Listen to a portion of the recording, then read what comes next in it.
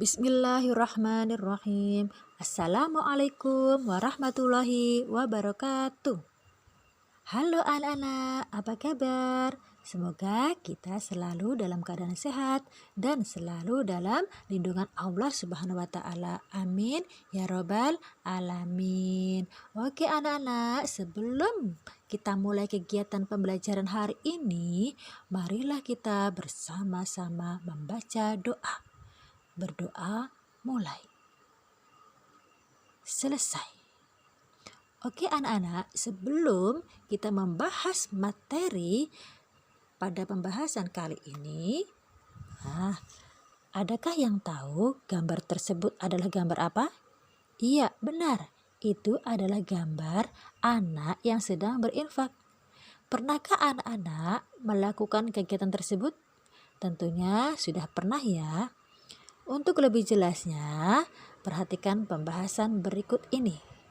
Jadi untuk pembelajaran kali ini kita akan membahas tentang infak.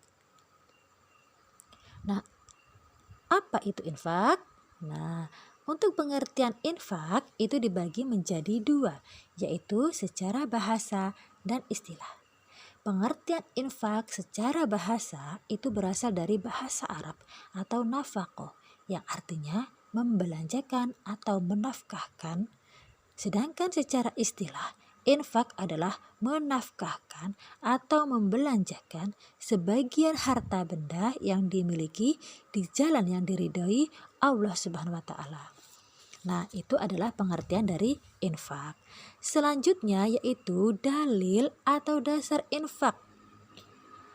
Tentang dasar atau dalil ini tentunya ada dalam Al-Quran dan hadis Nabi Muhammad SAW.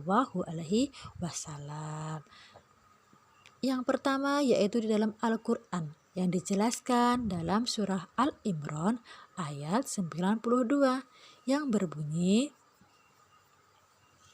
A'udzu billahi minasyaitonir rajim.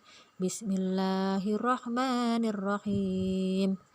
Lan tanalul birra hatta tunfiqu mimma tuhibbun wa ma tunfiqu min syai'in fa innallaha bihi alim. Yang artinya, kamu tidak akan memperoleh kebajikan sebelum kamu menginfakkan sebagian harta yang kamu cintai, dan apapun yang kamu infakkan. Tentang hal itu sungguh Allah Maha mengetahui. Nah anak-anak, di dalam ayat ini kita bisa melihat bahwa dengan menginfakkan harta benda di jalan Allah merupakan sebuah hal yang sangat dicintai Allah.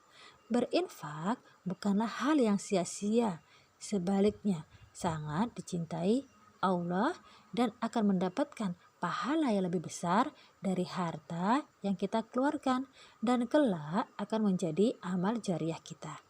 Nah anak-anak, apa saja hukum dari infak?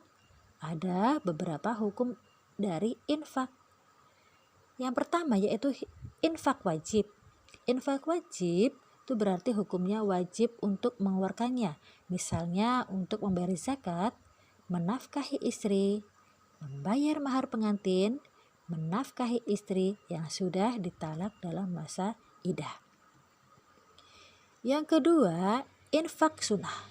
Infak sunnah itu berarti hukumnya sunnah. Contohnya, infak untuk perjuangan di jalan Allah. Infak untuk kepentingan umum seperti pembangun masjid, madrasah, jembatan, dan lain-lain. Infak untuk menolong musibah. Yang ketiga yaitu infak mubah. Infak mubah itu adalah hukumnya mubah atau boleh untuk mengeluarkannya, seperti untuk pemberian hadiah, hibah, dan lain-lain. Nah yang keempat yaitu infak haram. Infak haram itu berarti hukumnya haram untuk dikeluarkan, seperti infaknya orang non-muslim untuk menghalangi syiar Islam. Ya, infaknya bukan karena Allah, maksudnya infak haram itu adalah infak yang diberikan untuk kepentingan haram, seperti akan membuat sebuah tempat perjudian. Ada orang yang menginfakkan hartanya untuk membangun tempat judi.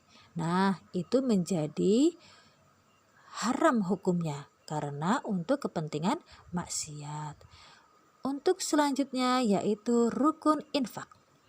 Rukun infak yang pertama yaitu pemberi infak atau munfik. Yang kedua penerima infak atau munfik lahu. Yang ketiga barang yang diinfakkan. Yang keempat penyerahan ijab qabul.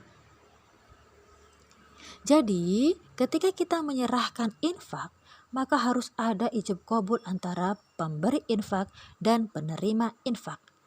Nah, itu adalah rukun infak. Untuk selanjutnya yaitu syarat infak. Adapun syarat infak yaitu yang pertama, orang yang memiliki harta berlebih. Jadi, bagi orang yang tidak mempunyai harta, tidak dianjurkan untuk berinfak. Yang kedua yaitu harus ikhlas, ya, karena Allah Subhanahu wa taala. Jadi ketika kita berinfak, niatnya kita itu hanya satu, yaitu mengharapkan ridho Allah Subhanahu wa taala, bukan karena hal-hal lain seperti ingin dipuji orang lain. Yang ketiga, tidak menyebut-nyebut infak yang telah diberikan. Maksudnya adalah ketika kita berinfak, tidak boleh kita menyebut-nyebut atau menceritakan kepada orang lain. Sebaiknya ketika kita berinfak, jangan sampai orang lain mengetahui kalau kita sudah berinfak. Cukup kita dan Allah yang tahu. Yang keempat, tidak menyakiti orang yang menerimanya.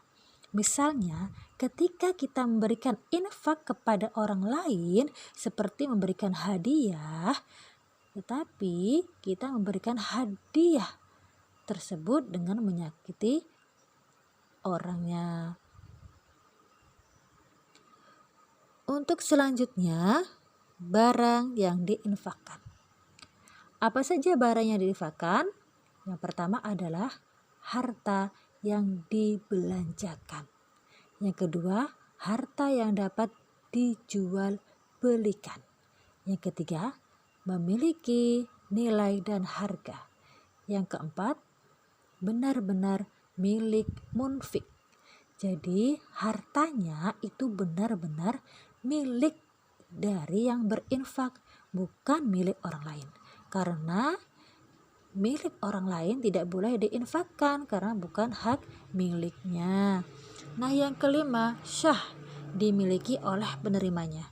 Artinya orang yang menerima itu akan memiliki sepenuhnya terhadap harta yang diberikan oleh pemberi infak. Nah, demikian pembelajaran materi infak hari ini. Semoga bermanfaat dan sampai jumpa lagi pada pembahasan selanjutnya. Dan terima kasih. Wassalamualaikum warahmatullahi wabarakatuh.